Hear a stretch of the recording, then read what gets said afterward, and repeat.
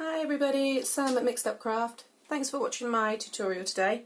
I'm going to be showing you how to make this really sweet, no cutting involved gift box, and it just cascades out in a moment when I open it.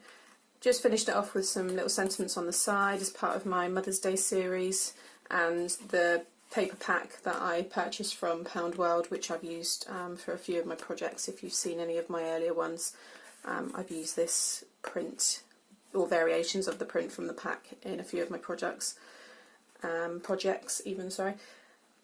This one here, I kind of done it by complete fluke, so I'm sure there are videos out there, but in terms of the size and how I finished it, it's all come from my head, just playing around with the scoreboard and measurements and things like that, and it just kind of wasn't what I wanted to do, but then it fell into being this box, so I'm quite pleased with it. Just open up the top with the ribbon, and inside it opens up to reveal this bath bomb, which I thought was a nice Mother's Day gift, so I'm going to be using that one again for this project. And you can see there it's just one square piece of 8 by 8 cardstock, and then lots of scoring, and then a hole punch of your choice on the edges to fasten it.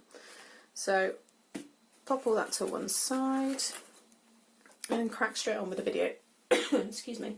So you are going to need, as I just said then, a piece of 8 by 8 inch cardstock, a ribbon of choice to complement, and then I'm using, this is all from the Stampin Up Falling in Love series cardstock and DSP paper, and you need 4 pieces of this paper, and it measures at 2 5/8 of an inch by 2 7/8 of an inch. I've already pre-cut mine and I've just cornered off the edges. Again, if you don't have a corner punch, don't worry, you can just keep them square, but that's those pieces ready there. So leave them to one side with your ribbon, keep your card, and we'll start with the scoring. So the scoring's a little bit different, so bear with me, I will make it as easy as possible, make sure everything's in view there. Okay, so what you need to do with your card first of all, so we're not going to be scoring along the straights or anything like that, we're going to be popping it on its side, on an angle there. Now on my scoreboard I've got little markers here which tell you quarter, half, 3/4 and obviously the full 12 inches. What you need to do for this is line up your card so it's right in the notch for the 6 inches, and then lining up with it, the 6 inches at the bottom there, okay? And that's going to be your first score line. Sorry, no it's not, I was just thinking then that's not going to make a square. So that's where you want to start from. Then what you want to do is we need to count out 1 1/4 inches from the left and the right hand side of this point. So we'll score first on the right hand side, so it's going to be 1 1/4. Sorry, not 1 1/4, it's because I'm thinking of 3. It's 1 3/8 of an inch. So 1, 2, 3. Okay, so 1 inch, 1, 2, 3. And then just like start scoring down, and then when you hit that card, you want to carry on scoring all the way down to the bottom. Okay. It's not quite picking it up there, but you'll be able to see at the end. So again then, from that 6 inches, you're going to go backwards to 5 inches, and then 1, 2, 3. And again, just score down. Okay, and there you go, you can see that's what you want to have. Okay, and then rotate that all the way around, and again, pop it in place, line it all up. And from the 6 inches, you're going to do 7, 1, 2, 3, and then down, and then backwards, so 5, 1, 2, 3. And there you see already coming on, you can make out this is going to be the base where the bath bomb will sit. Right, what you need to do now is just leave it back in that 6 inch position. And what we need to be doing is we need to be scoring from this point to this point, so that this is making this piece here. Okay, so just line it up. It should sit with a score line. So mine sits, if I've got it in the 6-inch position, my score line for that will be 10 1/4. So if you follow your 10 1/4 line down, it brings you right onto that corner, and it will join with that other corner. And you need to be really, really precise. So really hold it in place and make sure that all those corners meet up, because when the box all comes up together, if it's slightly off, then it won't sit properly. So you want to do that on all 4 corners. So I'm just going to rotate. Again, just line it up with the 6. And again, that 10 1/4. And just score like so. And just repeat that process.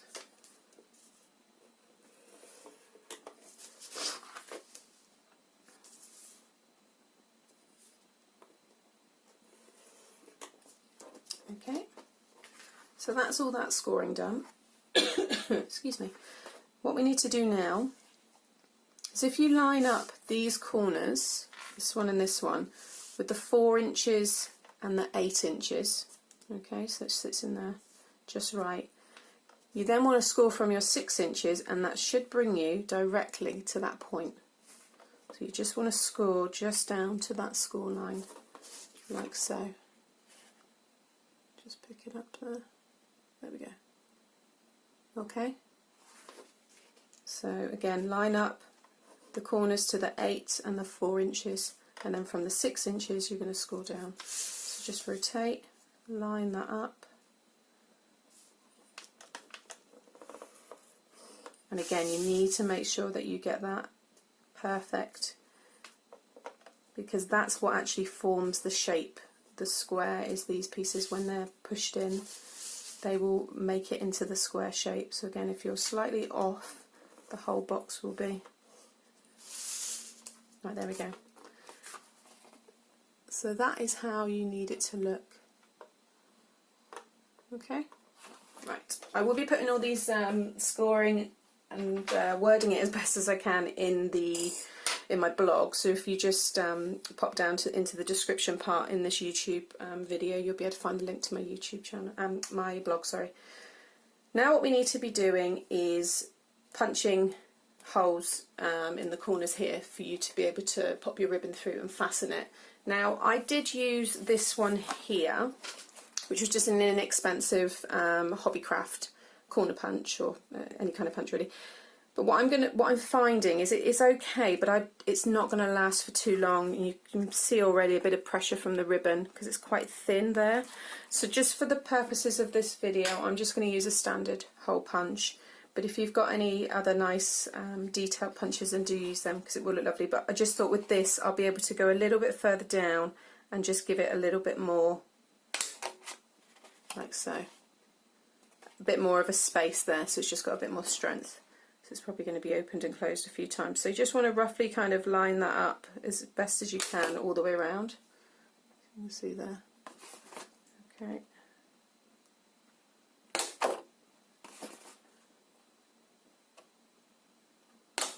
Like so. Okay. Then what we're going to do is dress all of our I'm going to put all our panels on the sides just to make it look nicer. So what you want to do is make sure whatever design you've got is facing outwards and upwards. So because when you bring it together, this will all be looking up. So you can see there, if I just pop them in like so, they're all facing outwards. Okay, so I'm just going to go ahead and stick all these ones down.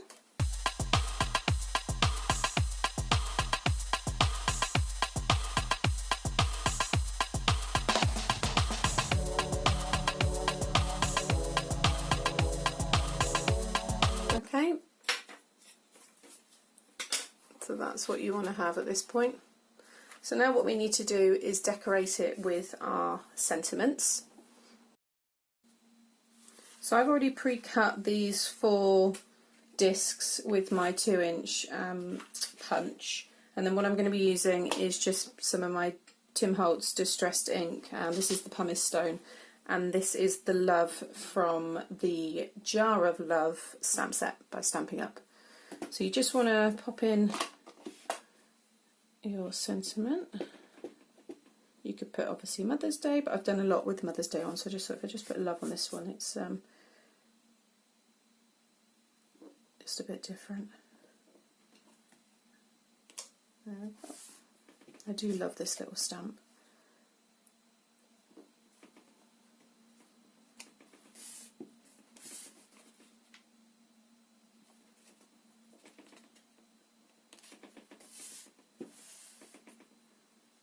There's definitely something rattling, and it is doing my head in. I keep looking, I can't see what it is. There we go. And then just with some of your foam, let me grab foam stickers. Just going to pop them on. And again, remember to make sure, oh, before I do that bit, stop. Need to burnish it. Because if you burnish it with them on, because they're obviously on the foam, you might catch them and then you'll ruin your project. So now we can burnish it all. If you want to burnish it beforehand, then you can. It doesn't make a massive difference. I just find it's just so much easier to stick these bits down and everything when everything is completely flat. So you just want to start bringing it all in.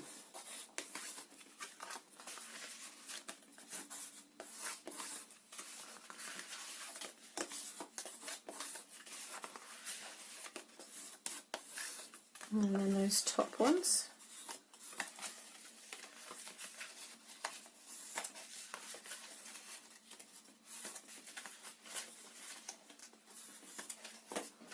Okay, and then with these ones here, you just push in and then just pinch along the sides.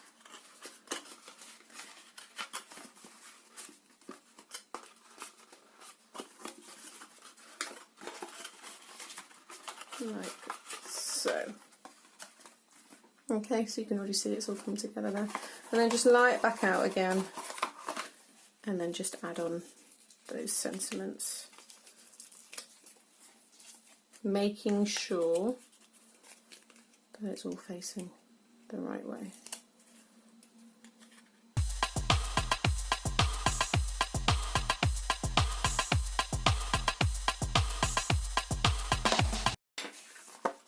Okay, there we go. So that is the box done. So all you need now is the ribbon of choice. So I've got the pink here. So I've got that grey colour to pick out the grey and the butterfly, and then the pink ribbon for the pink in the butterfly. Grab whatever it is that you're going to pop in. So we're using this bath bomb, and then you just need to play around a bit and manipulate it. What I find is if you have two on one side and then two on another, then it all goes in perfectly together, and you can see there it all holds it in place. And then when you come to fasten it, if you go from one side to the opposite side first, and then I can work out, gauge how much I'm going to need, and then tie those two in a loose knot, and then as you tie it, it automatically faces those ones, and then bring those two in together, and that way you get a really nice neat finish on top when you come to fasten it all together.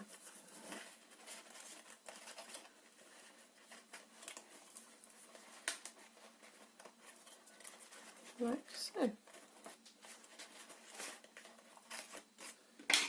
Just tidy that one up there, and that one like so, and there you have it. A really cute little gift box, very easy to make, very quick to make, just need to play around a little bit. But like I said, you've got to make sure you get those score lines perfect. You can always go back in and rescore them a bit more if they need to be a bit more defined. But there you have it, a really sweet little box. So I hope you liked the video. If you did, please hit the like button, and if you'd like to see more of the designs and ideas, then please subscribe to the channel. Thanks for watching, bye!